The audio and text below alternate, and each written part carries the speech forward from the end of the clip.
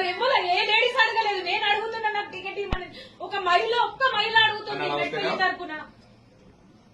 అన్న 2 seconds పంపిస్తున్నానే sir. నాకు ticket ఇవ్వకపోతే మాత్రం నేను నాన్నే సూసైడ్ చేసుకుంటా సార్. అది అక్కడ మాట్లాడినా పాట నేను ఎంత కష్టపడ్డానో మాకు ఒక్క రూపాయి లేకుండా మేము కష్టపడ్డాం. డప్పులకు దేనికైనా పెట్టుకున్నాం.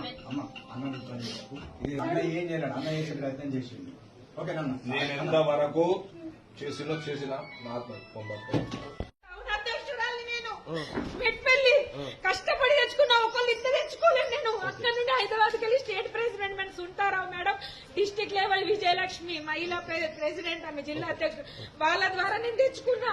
కష్టపడి దానికి నేను టికెట్ అడుగుతున్నా. 24 వార్డుల 10 సంవత్సరాలు అవుతుంది సార్ నేను పనులు చేయబట్టి. కనీసం నాకు ఈ కనీసం టికెట్ నిన్న రాత్రి కన్ఫర్మ్ అయింది సార్. ఇప్పటికి ఎట్లా చేంజ్ చేస్తారు సార్ ఒకసారి?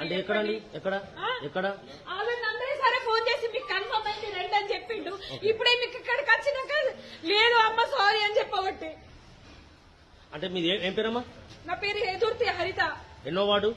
మెట్పల్లి 24వ వార్డు. వేరే వార్డుకి వెళ్ళొచ్చి మా దాంట్లో పోటీ చేసిన ఆయన నేను 6 లక్షలు ఇచ్చి కొన్నాడంట టికెట్.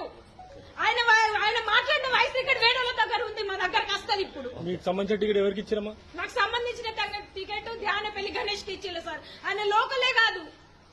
అంటే ఏదైనా పార్టీ నుంచి వచ్చిరా? ఎట్లా? ఏ పార్టీ కాదు సార్, ఏ పార్టీ కాదు. మొన్న అంత ఒంట 15 రోజులకి కండువా కప్పుకున్నారు.